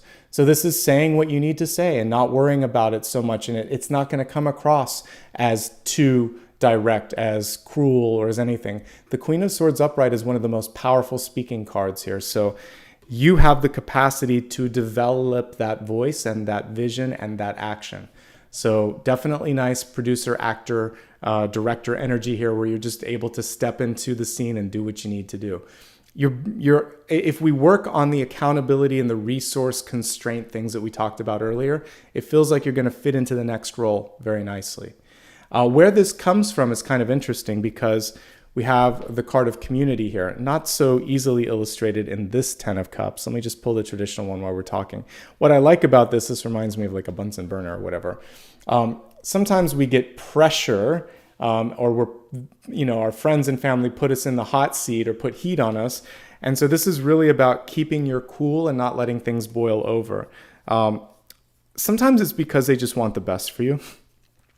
But if we look at the traditional Ten of Cups, it's really about knowing that you've worked really hard to build a community or this reputation or this sort of expanded network. And now is the time when you're going to work with that and create something even bigger and better. So I like that part of the illustration, where it is sort of like finding a way to mix all of these different influences and different voices. But here's your traditional card. It can be closest friends, closest family, or your community at large. And when it's upright like it is, and it's in hopes, fears, and possibilities, the hopeful and the possible part of this is finding love, finding partnership, expanding your network. Also being able to deliver a product, service, or idea to the masses and have this sort of very heartfelt welcome. The fear sometimes is what people will think, optics. What will someone think if I say or if I do this? Especially someone that may have a closed point of view. Oftentimes, sadly, could be like a parent or a sibling. So what I said way back at the 7-day forecast, when we were looking at Sunday's forecast, justice reversed. People are going to solely go off how you feel at some point. So if you step forward and say, I'm happy, I'm sure, I'm not asking for permission, it would be great if you celebrated this and went along with this, but either way, I'm good. When you have that sense of confidence and assuredness in self, it's going to be a lot easier to sell the new thing that you're trying to put out there into the world than if it doesn't exist, than if you still need validation. Validation's nice, but it's not necessary, and that's one of the big messages today. And sometimes you put all these sort of energies together and it just creates too much heat. So give it a shot. But really, if you're going to have that conversation with close friends, make sure, or family, make sure that you know who you are and what you're doing, because otherwise they're going to find the pressure point and go straight to it. And same thing if you're launching a product or service, make sure that you know what it is that you're doing, because otherwise the market's going to find that sort of area of opportunity. Okay. Ultimately here, I like what we have with the Eight of Cups. This is a very different Eight of Cups. Traditionally, you would see someone going out into the world and exploring and leaving like one behind. In this one, we see maybe what's happened once they've done that, which is, I found my place, I found my home, I know where I want to be. And so for those of you that need to take a break or take a sabbatical, it feels like it could be a really productive one where maybe you weren't planning on doing something different, but all of a sudden it's sort of like, oh, I forgot about this. I forgot where my power was. So this is sometimes like taking a dream journey, or sort of just kind of like going back and rediscovering a part of yourself that was missing. We see here an artistic expression, a potter at the potter's wheel, and just basically saying, let's see what I can do. I can reshape this. I can find something new from these old materials. So some of you are starting a new cycle, but it's actually very much connected to an old dream, vision, or promise that you made. And this time around, you're going to say, let's do this. I like ending on an 8, particularly the 8 of Cups, because it shows me a cycle that has staying power. I would prefer the 8 of Wands, but I will take the 8 of Cups because the 8 of Cups shows me that there'll be a return. It's the wheel of fortune starting to turn there, and it's good. So let's go ahead and expand this and go a little bit further into health, wealth, love, and destiny, and we'll get some additional insights with respect to that.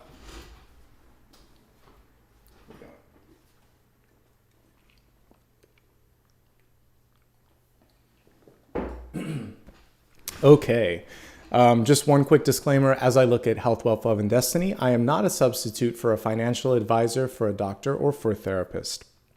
What I am is an intuitive, and I'm going to help you look at energetic opportunities to empower you to make decisions, but you make the decisions at the end of the day.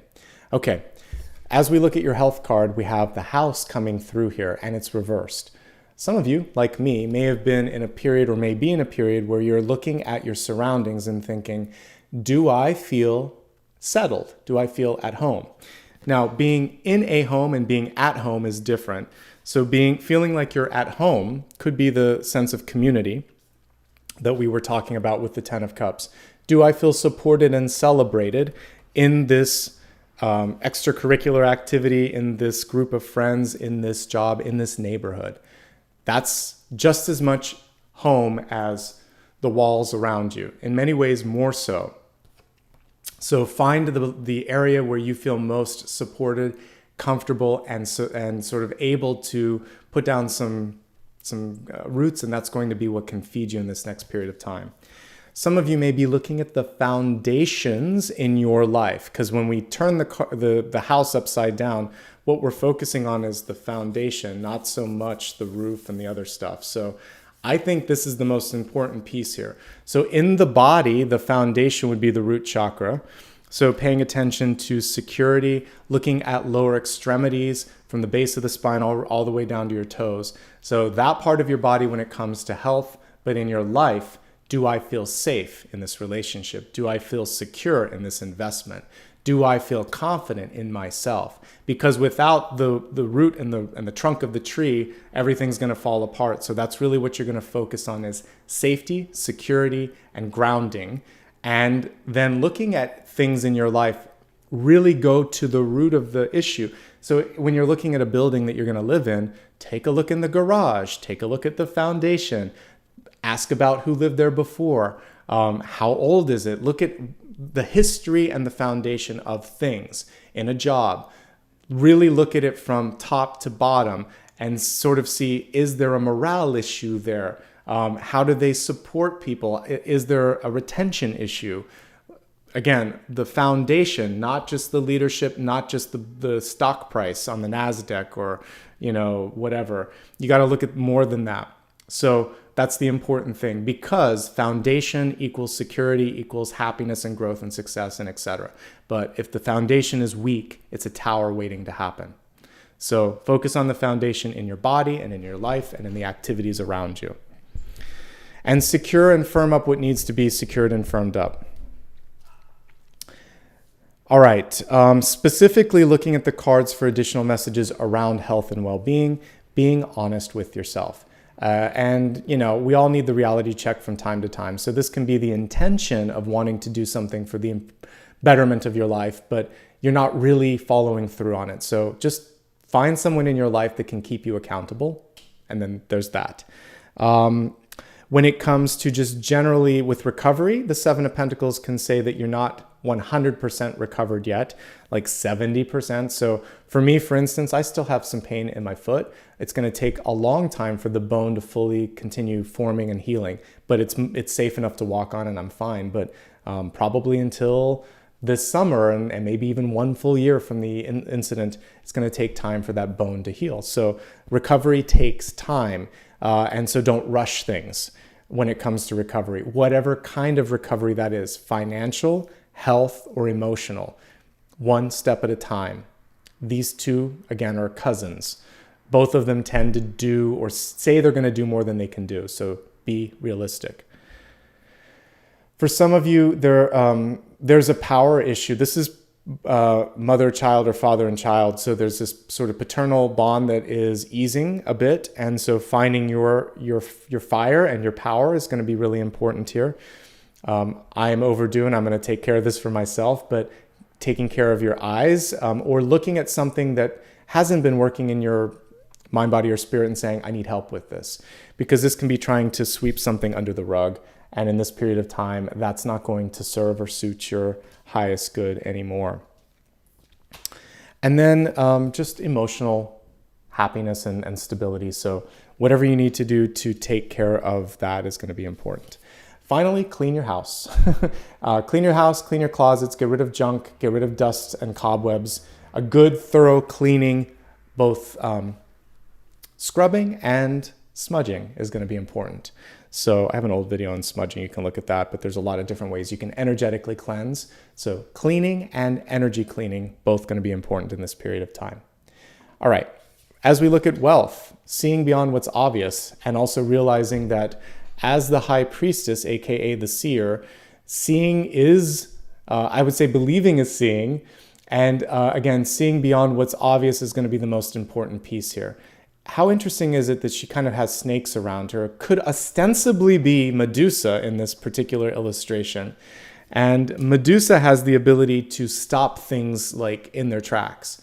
I often talk about her in mythology. She is misunderstood. She's a powerful, like I said, if she was an X-Men, she would kind of be like, well, she's not on the same level as Jean Grey or something, but she's kind of like, what was that guy that had the beam of light coming through like that? That sort of energy where she can just change the environment around her. She's pretty powerful. I would say she's up there. She would be one of the top ones because nobody can stand in her way. So for you, you have the ability to shut down nonsense, because if we look at a Medusa type energy, she can definitely say, no, that's not what I said. Or just say, stop it. This isn't working. So that's what I like with her. And also stone is what? Pentacle. It's earth. So she's trying to bring things down to earth. So when it comes to your wealth, stop anything that is nonsensical. Look people straight in the eye and get their sort of get a true reading of them. And if you've ever noticed if a kid, a child or a pet or a person in your life has done something wrong and you really hold the eye contact with them, they'll look away or they won't be able to maintain it because you see the truth. You can say a lot with your eyes. I mentioned that they're not as important, but when it comes to communication, yes. And when it comes to holding your power in a negotiation, yes. So like a great way to empower a negotiation would be to have amazing eye contact, not to the point that you're scaring the person, but just say, you know that I've done this work and that I'm worth this. So you need to quantify how and why we're going to do this and why this hasn't happened yet. Because I've seen this, I've seen this, I've seen this, and just keep holding the eye contact. One little trick that you can use, focus on one of the two eyes. You don't, because then it's a little bit easier and you'll hold more of a glance. I was told that once, and I usually do that in an interview, for instance. And it just helps you not feel so self-conscious. So you can also focus on something very close to the eye, like their glasses or something, but try to just focus there, fixate, and hold the glance while you're talking. That's going to accentuate your ability to have a really good negotiation. Okay.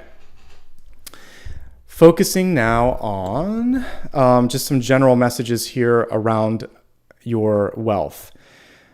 It's going to be important to call attention to some things that have been ignored. Okay, so in a traditional job, and don't worry, I will hit on those that are either students or retired in a second, but if you're in a traditional job, this could be someone who said, we will give you the raise next year, or we see what you're doing and we'll make it up to you. Nothing happens. Nothing happens. And it's sort of like short of what the expectations are. So this is you coming forth using data-driven conversations, but sort of holding them accountable. At the end of the day, you've done some good work here. You have a good reputation for those of you where management is failing you, but people see you. So this is where the next opportunity could come from, just stepping away from this, right? Because if you're not feeling held up in the situation, it's not worth it, okay? There could be something where you're at an impasse because everybody has to be right. And if there's two really strong people, the King and the Queen of Swords, King of Swords could be your boss, this could be you, or vice versa. But both of you have to prove your point. It's going to be hard. There has to be a concession. We may need a third party. This may be a situation where you have to figure out how much it's worth fighting for what you're fighting for. And it's a bigger sort of issue here where with the Seven of Swords, there's no true winner, by the way. 5 and 7, nobody really wins. You have to decide when to walk away from something. Or if you win, sometimes you lose. So it's a battle that you have to really evaluate. And this is usually, to me, an indicator to move in a different direction, okay? The good things that are working in your favor right now, favorable energy when it comes to external, like friends, family, and coworkers. I see a lot of great stuff. I see someone here, this could also be the letter of the law. Queen of Swords can be justice. She looks like justice here, doesn't she? So it feels like as long as you're doing what's right, things will be okay. You want to avoid getting emotional. Stick to the facts. Lean on the group around you so that there's more than one voice coming forth. And I feel like things are going to work out just fine for you in the long run. Your faith, your vision can also take you beyond the illusion of an impasse here, okay? Remember, dignity, grace. Grace being the most important thing that I get from the swan. Be graceful and don't burn any bridges. And when you exude grace and kindness and professionalism, and another person may kind of go into this moment where they're being the peacock and kind of showing off and saying too much, invariably that makes you look more stable. So be the stability that you're not seeing perhaps around you. And that's important. Now, finally, this is a card of creation, going back to the Oracle card for wealth. So for many of you, you just see something that needs to be done and you realize, I need to do the path myself. This is ultimately for me, like why I want to just do my own business or be my own boss. I couldn't see a way to do what I'm doing in an existing structure. Thank God that there's social media and a way to kind of have your own voice. And I actually love that there's so many different intuitives out there. I think each one of us brings something special, whether it's a sense of humor, whether it's brevity, whether it's length, whether it's esoteric knowledge. Every single channel has something to bring that's cool. It's different programming. So if you see it, bring it forth in your own vision and kind of like share it in your own way. There's something there that's going to resonate with the masses. So, but you have to see it. It's interesting that she's lacking the eyes. So you have to see it first, then others can see it too. Moving on to, actually I said I was going to look at those of you that are students and retired. If you're students, and this can be at any age, one thing that I'm seeing here is don't do something you don't feel. This, for some of you, by the way, whether you're 18 or 88 and you're looking at your life and deciding what's next, it's okay to be indecisive. It's okay to be unsure. Inquisitive, exploratory energy is part. You're not necessarily sure until you step into the other side. So as long as you're trying new things, I think that's going to be the important thing right now. So just give yourself the ability to explore and to admit when you don't know, and maybe to pick a path where you have flexibility. One thing that I did, because I wasn't completely sure, and what I thought I'd be doing ended up being different. I gave myself flexibility. I knew that communication would always be beneficial. So I chose journalism, but then I also kind of like put on top of it public relations and then a minor of English. I'm like, well, all of that will suit me well, no matter what. And then I did a film degree because I knew storytelling is a universal thing as well. And lo and behold, it all worked out. But I didn't know how. I just knew these were the tools in my magician altar that I needed. So you never know exactly how it's going to go together, except that you have a passion for it. So if you're passionate about it, then do it. And then put on some practical things as well. You'll find a way. Sometimes you have to kind of figure it out in the long run, but I didn't do anything that I regret when it comes to studies. Just, of course it would be better to know everything that was going to come together, but you also have to have some life experiences along the way. So don't expect perfection out of the gate. But be honest. If your parents are making you do something you don't want to do it, and you don't want to do it, it's not going to be good. You're going to be unhappy. You might be successful, but it's not going to be you. So forget, not completely, but like, don't do it just for the money. Do it because it is fulfilling. The money can and will find you if you are happy, successful, and passionate. Okay. For those that are retired, increase focus on community. Some of you are artisans in your own right, and you might actually be deciding for the first time in a long time to practice that art or that skill. And good for you. Do something creative. We don't see pottery that much in the tarot here, so I kind of like that it got a highlight here. But any sort of creative art is a very good expression of you, and you might actually be able to make some money at this, but it's more for the expression here. Okay, let's move on now to love. We have a lesson coming through with love. So we have the owl spirit, kind of a queen owl here, and it's reversed. And so for many of you, there's this sort of karmic lesson coming through. And the sooner you can see the karma, and if we look in the deep past, I think the karma has to do with a parental relationship from the past, the easier it's going to be. So what do I mean by this? So in your most important love relationship, and I'll break it down in just a second, but let's just make it universal for a half step. In the most key relationship in your life right now, in the past, one of you played the role of parent, one of you played the role of child. In this life, you're equals. So if you're constantly in the nurturing role, you can receive in this lifetime from this partner. If you were constantly the one that was receiving, it might be time to step up and give a little bit more. And so once you break through the old archetype of, and it can also be sort of like teacher and student. So teacher, student, or parent and child, where there's definitely a hierarchy, a right and a wrong, a boss and a follower. If you can break through that karmic relationship and be equal contributors, working through some karma, you'll be okay. And it might be something you have to keep reminding yourself, but you can get there. And that's the main thing that I'm picking up on before I look at anything else. Now breaking it down into 3 categories: those in a relationship, looking for love, or single and happy.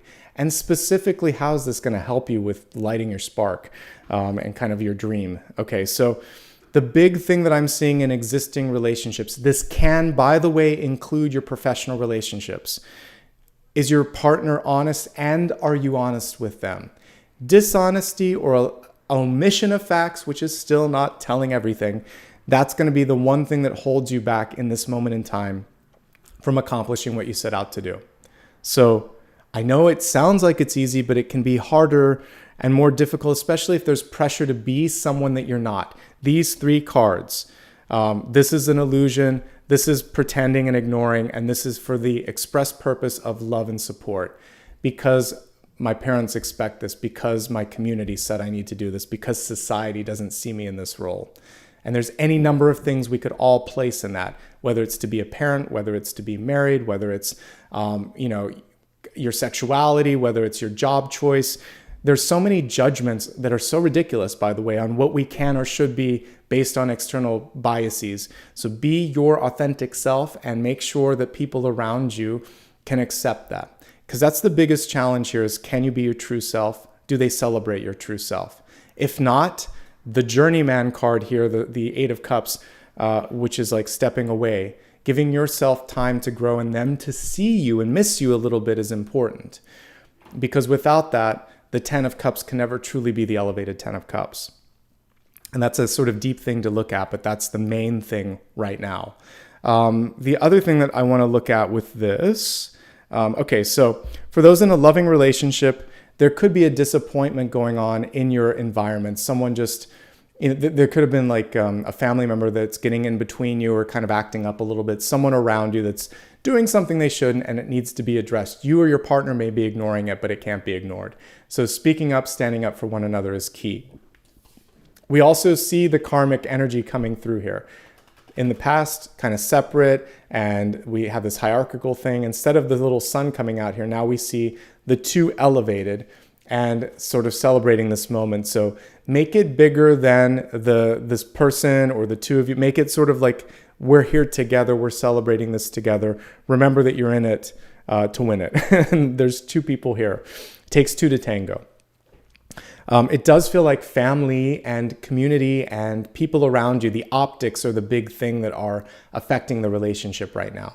So focus on what you two think of each other and tell other people how the two of you feel and ignore some of the nonsense if it doesn't fit with you. Okay? All right. So let's see. Yes, this is part of the special topic because if you can't be yourself, your dreams will never take off. So that's, I think, the key thing here in existing relationships with friends, family, and romantic relationships. It does feel like emotions run high a little bit. And so for some of you, you might just be needing to clear your head, okay? If you're looking for love right now, can it come through? Sure, it can. In fact, it's probably going to come from an existing group of friends or family, and it's just about getting out there. You have attractive energy right now, but the main thing that I'm seeing is, again, a need or desire to channel some of the inspiration, frustration, or emotions into something else. And when you're doing what you love to do and when that energy has been grounded a little bit and when you're feeling a firmer foundation, everything is going to come into perfect focus and that person's going to be attracted to you. Air signs are coming through pretty strong in the environment. If you're single and happy, good for you. I think travel is coming through as a really great exercise and example of what you could put your energy into. I see new people, new opportunities, new sort of groups coming into your periphery. And across all relationship types, people are really listening to what you're saying and they're looking at what you're doing. So your words and actions are being measured. And again, it boils down to, do you believe in yourself? Because if you don't, then it's going to be really hard for others to do that for you. Okay? The owl is an apex predator. It can get what it wants. It also moves silently for the most part. This was something I just studied it as a totem recently. They have these, the wings are created in such a way that they don't make much noise at night, where other birds may have more aerodynamic wings, but they're louder and they clap a lot more. So an owl can almost just swoop in and get its prey and it will never see it coming. So someone could take you by surprise in a good way. So if you're looking to manifest a partner, you turn around and it's like your heart skips a beat and you think to yourself, that's the one I've been looking for. And then you're just trying to keep your cool. Or someone can also come in a challenging way and present themselves and you didn't see it coming. So there's an element of surprise in relationships that you want to be aware of, because knowing this totem and having researched it before, it swoops in when you least expect it. So this is why the owl is on the Two of Swords. You don't see it coming. So expect the unexpected and keep your guard up in a good way, like when it comes to, especially if there's people that just tend to be sneaky. Keep an eye out for that and call it out. Cut. And then if you've lost hope because you've been looking for an agent, a boss, a love interest, or whatever, don't lose hope. keep an eye around. They might just be right there. You just need to make the eye contact. You just need to be open to it, and that person will come swooping in, okay? So that's the most important thing. And had I not done the research on that, I've seen this card dozens of times, but now I understand why they put it on the Two of Swords.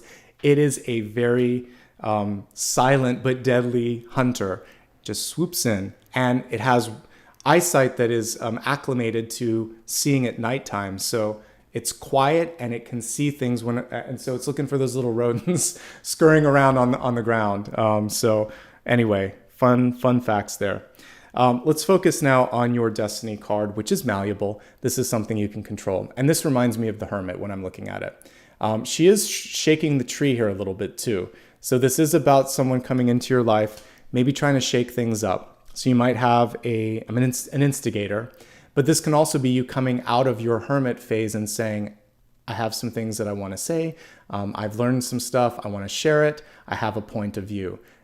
Opening up the throat chakra, since we saw that in the environment, and really expressing yourself here with the Queen of Swords energy. Okay?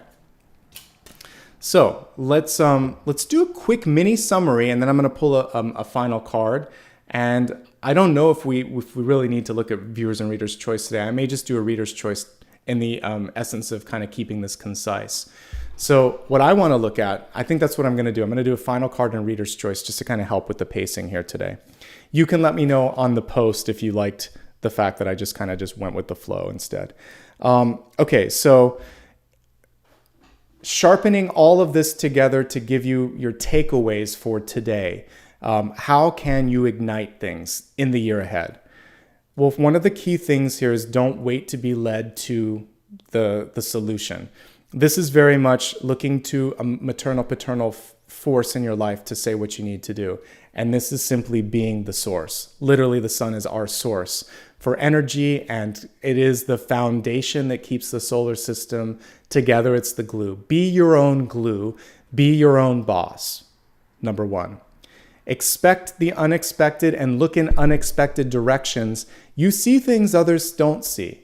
You can take them by surprise. You can show up at exactly the right time. Be honest with yourself and expect/demand the same from others. If they're not willing to do that, it's time to remove that energy from your life. Give yourself time. Don't overextend. Really key thing. You've done a good job with respect to word of mouth and relationships and networks. Keep developing that. Keep developing other skills and interests. Before I quit my job, I was doing what I'm doing here several years, and it was just with friends and family, and it was just something where I was learning from a teacher, but I was like, I want to do something else with my life. I think I'll pick up a deck of cards and learn about them. And that was 2 years before I quit my day job. So develop another skill, and you can then make something of that, no matter what phase of life you're in. Never too late for a deep dive to kind of connect it to our initial message. And then shake the tree a little bit, shake things up a little bit. And it might involve a move, folks, a change, a significant change in your life. And when we're looking at health, look at the foundations of your own health. Make sure that they're stable. When it comes to wealth, stop nonsense in its tracks. When it comes to love, it can come up when you least expect it. In partnerships, people are showing up in ways that you haven't seen it before. Be smart about this. Do things with dignity and with grace. And remember here that ultimately, this is almost like a titan when I look at how big this person is. Things can be bigger than you expected. You can reach further than you expected. All right, big idea, and then I'll see if I want to look at one card that could be holding you back. And then we'll move on to the meditation just to kind of keep this flowing today. All right, so big idea. Where are we at? Lady of Coins or the Queen of Pentacles. Just like the House card, which is what she represents, it is reversed. So let's take a second to look at these two. So the Queen of Pentacles represents house and home, just like the King of Pentacles, but especially the Queen. She is about making sure that things are getting the necessary nurturing, love, care, and kindness that they need. She is, just like the Empress, an indicator of birthing and fertility and abundance. When the card is reversed, it's saying you have permission, if not encouragement from the universe, to focus on self-development. And the biggest thing that you could do in the first phase of this year, we're going beyond this week, folks, because launching a dream doesn't happen just in 7 days. So this week and what remains of this month, focus on deciding, like I did. I think I want to pick up a deck of cards and learn.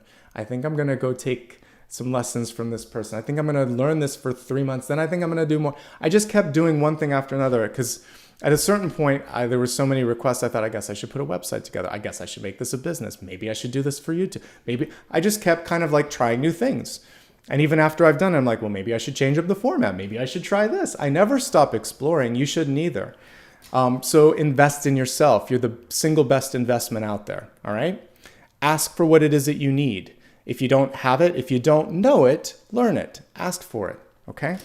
And if something doesn't support you, if someone doesn't support you, then make the necessary move or change, because she isn't grounded. That's the only thing. She might need a little bit more time or research or energy or confidence. Something about her, I see all the potential, but I don't see the confidence and I don't see the footing yet. So take the time to get there. That's the most important thing. Do you feel it? Do you believe it? Back to Justice Reversed. A week from today, hopefully you'll have a clearer vision of where it is that you are on that. Okay? So this is, oh, you're right. In this one, it's the lady. So the lady is the page. Thank you for that. But it is Pentacles. And even with this, what I just said, there's still a good degree of it. The only difference is not so much house and home with the page. It's more about evaluating if something is good enough for you. Because what a page would look at is contracts in a lot of sort of like Page of Swords a little bit more, but the Page of Pentacles could be more like developing the contract or developing the pitch. I do love different decks, but one thing that I hate is just call it Queen, King, Knight, and Page. I know that we're in a place now where those are old archetypes, but it does help for readers' perspective. But anyway, Lady of Coins, thank you for that correction. I really appreciate it. But with this, there's still this sort of self-development. The cool thing with a page versus the queen is she has a lot more ability to say, this is what I need, and push it back and forth. Queens can sometimes be too demanding. Pages are much more informed and a lot more in the mix. So I still want you to feel confident. It's still about getting ready to birth or put something out there, but it's more in a pitching phase. Like, I have this idea, what do you think of it, rather than signed, sealed, and delivered. So slight modification on that. But I feel like you're headed in the right direction here. And so let's take a look now, shifting gears, and see, this is the one thing that I want to help all of us with, is the Seven of Swords. So how can you be more accountable and more, a little bit more realistic, I guess I would say, about some things, okay? The Wheel of Fortune. Okay, I like this. There's a couple things, though, with this. First of all, we see, it's kind of interesting, the duality between a lot of these symbols. So here we see two people kind of creating an impasse, right? Here we see two serpents that, almost like an Ouroboros, they're kind of consuming one another. And we see all the different elements at play here. So with the Wheel of Fortune, sometimes you're taking from one to feed another, and it's really about making sure that there's a sustainable cycle, not constantly having to just break even. This Wheel of Fortune is almost breaking even because it's self-consuming. What we want is surplus in the Wheel of Fortune, abundance. So I would say in this period of time, look for efficiencies and look for ways where you don't have to borrow too much, or you want to be able to bank a little bit. So change, what we really want to go to is the Six of Pentacles energy and say, I have an idea for what I want. Maybe I'm going to begin with this much so that I can get some time, energy, and money, catch my breath, come up for air a little bit, and then we can put this piece on top of it. So rather than kind of like, I just moved into a new place, I need a lot of furniture, I'm just going to do one room at a time because I can't afford to do it all at once. And I don't know how much I want or need. So I'll just do a piece at a time. It's a lot easier on the bank account, and it's a lot more intelligent, and you can see how you feel with that one. Is that enough? Maybe I need another. Okay. So just slowly create and add rather than jumping straight into this. Give yourself time to build.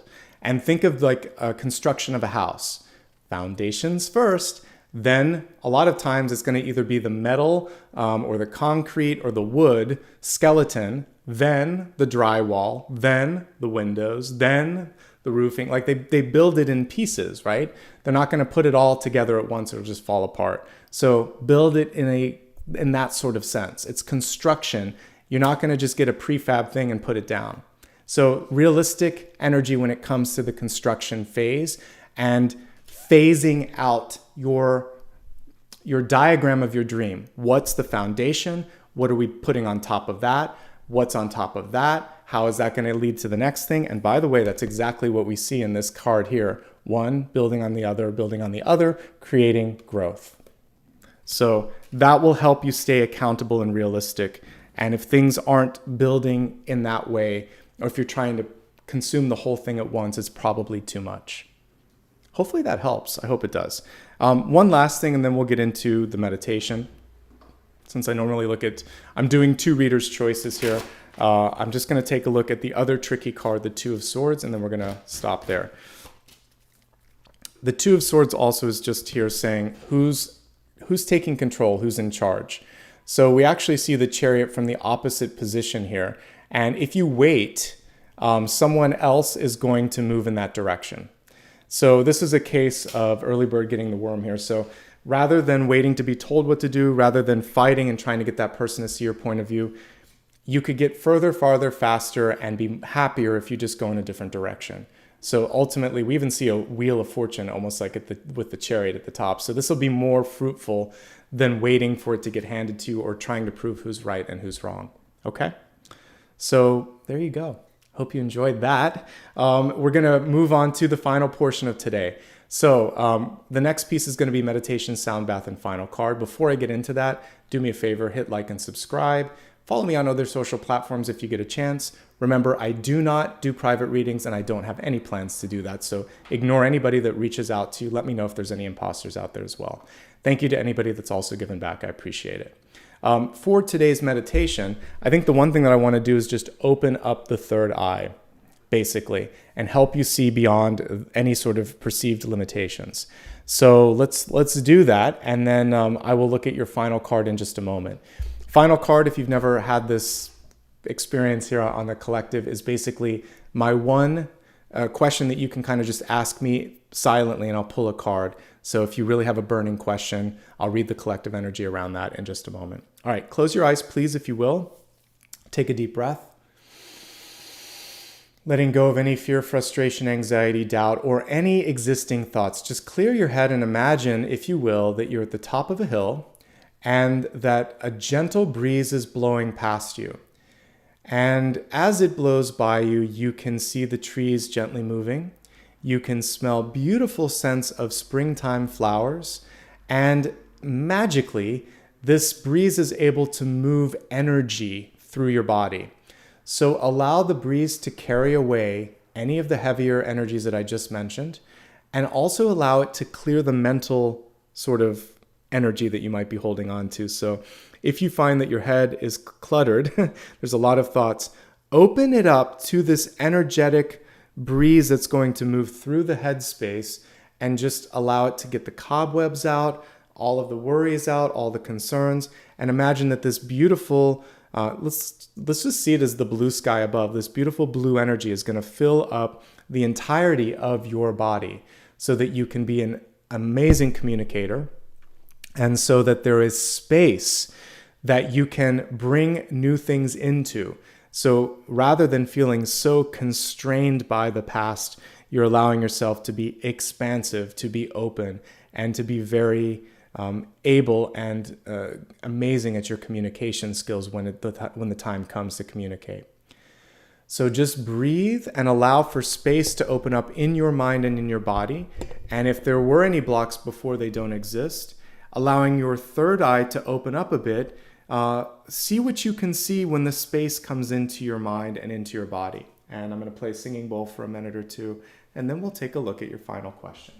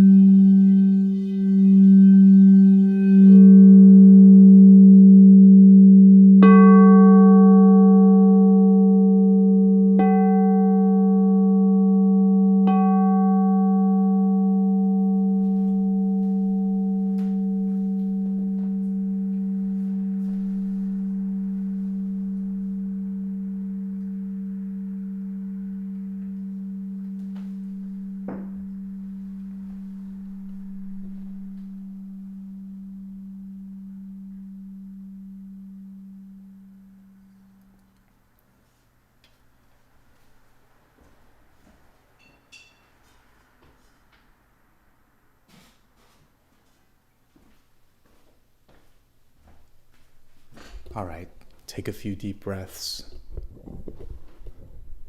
Seeing that beautiful blue energy that we called in, really surrounding you, almost cocooning you as you move through the week ahead, allowing you to articulate, to visualize, and to hold space for things to grow. Reminding you that one of your lessons from today was not to rush or push through to something too fast, but really to give it the time that it needs to get where it needs to be. Okay, think about your final question that you have for me. Let me pull a card and we'll see what's coming through.